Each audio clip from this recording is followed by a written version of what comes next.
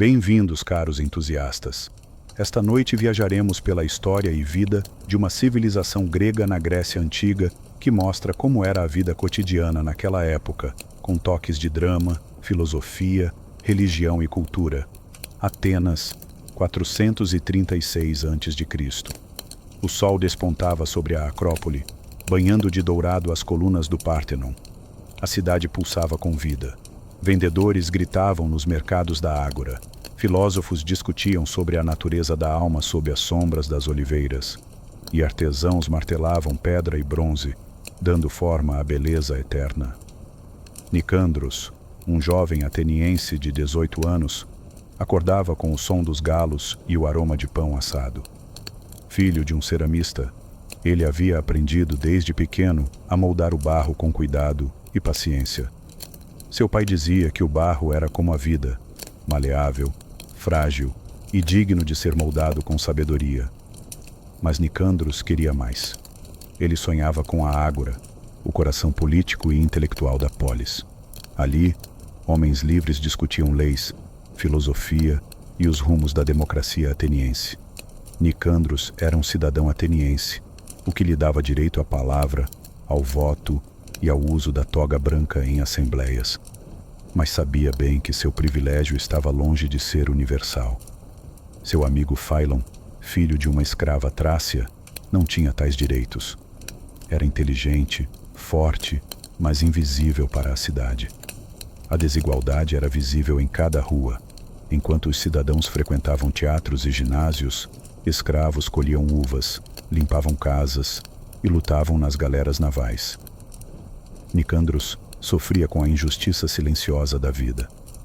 Seu mestre, um velho filósofo chamado Tales, não o famoso, mas um discípulo menor, dizia: a democracia é a liberdade dos livres e o silêncio dos que não têm voz.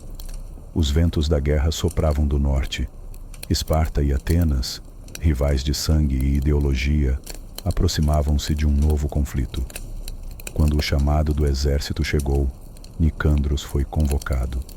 Como todo cidadão grego, tinha deveres militares. Durante o treinamento, aprendeu a lutar em falange, escudo com escudo, cada homem protegido pelo companheiro à sua esquerda. A coesão era tudo. A vitória dependia do coletivo, não do herói. No campo de batalha, Nicandros enfrentou o medo pela primeira vez, não do inimigo, mas da morte esquecida, sem glória, sem nome. Retornou meses depois, ferido, com cicatrizes na carne e na alma.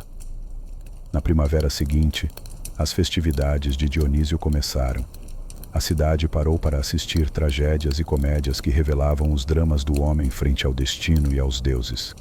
Nicandros, agora marcado pela guerra, assistiu Édipo Rei pela primeira vez. Chorou, não pelas mortes, mas pela verdade revelada. O homem, por mais sábio ou forte, é frágil diante dos deuses e do destino, mas ainda assim tem a escolha de enfrentar a verdade com dignidade. Inspirado, passou a frequentar as escolas de filosofia. Lá, ouviu Sócrates pela primeira vez questionar os valores da polis. O verdadeiro guerreiro, dizia ele, é aquele que enfrenta a ignorância. Anos se passaram. Nicandros tornou-se um ceramista respeitado, mas também um debatedor ouvido nas assembleias. Casou-se, teve filhos e ensinou a eles a beleza do barro e da razão. Na última tarde de sua vida, já velho, caminhou pela Ágora. Ouviu jovens discutindo justiça, viu crianças brincando com bonecos de barro e sentiu o cheiro familiar do pão assado.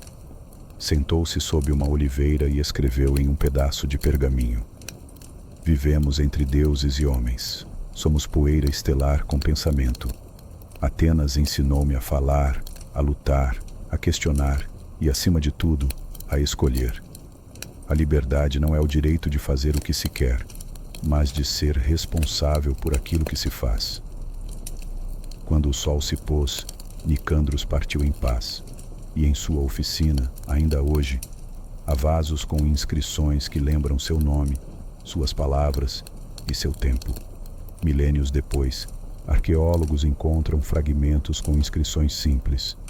Nicandros, filho de Dion, que amou Atenas mais do que a si mesmo. E assim, a vida de um homem comum se tornou eterna, como a própria Grécia. A cultura em Atenas, especialmente durante o século V a.C., conhecido como a Era de Ouro de Atenas ou de Péricles, foi uma das mais influentes da história da humanidade. Ela era baseada em valores como razão, beleza, liberdade de pensamento, participação cívica e culto aos deuses. Atenas foi o berço do teatro ocidental. O teatro fazia parte dos festivais religiosos, principalmente as dionisíacas, em homenagem ao deus Dionísio.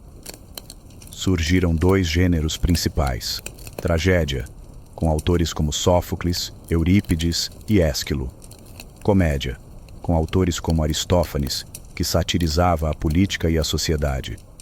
As peças eram encenadas em anfiteatros ao ar livre, como o Teatro de Dionísio, com milhares de espectadores. A arquitetura refletia a harmonia, proporção e reverência aos deuses. Exemplos marcantes: Partenon, no topo da Acrópole, dedicado à deusa Atena. Colunas em estilo dórico, jônico e coríntio. Escultores como Fídias criaram estátuas realistas e idealizadas dos deuses e heróis. A escultura era usada para decorar templos, praças e túmulos. Atenas era o centro intelectual da Grécia. Filosofia nasceu lá. Pensadores buscavam compreender o mundo através da razão, não só da religião. Grandes filósofos atenienses. Sócrates questionava a moral, a justiça e o autoconhecimento. Platão fundou a academia e escreveu sobre política, ética e metafísica. Aristóteles, aluno de Platão, sistematizou o conhecimento em lógica, biologia, ética e mais. A poesia era fundamental na educação.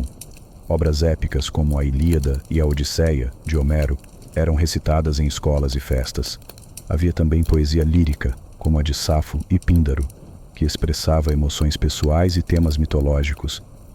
Prosa histórica se desenvolveu com Heródoto, pai da história, e Tucídides, que documentaram guerras e eventos políticos. A música estava presente em cerimônias religiosas, teatros, festas e no cotidiano. Instrumentos como a lira, o aulo, uma espécie de flauta dupla, e a cítara eram populares. A dança era vista como uma forma de agradar os deuses e expressar emoções. A educação ateniense visava formar cidadãos completos, fortes, inteligentes e éticos. Os meninos estudavam gramática, retórica, música, esportes e filosofia. As meninas aprendiam tarefas domésticas e eram educadas em casa.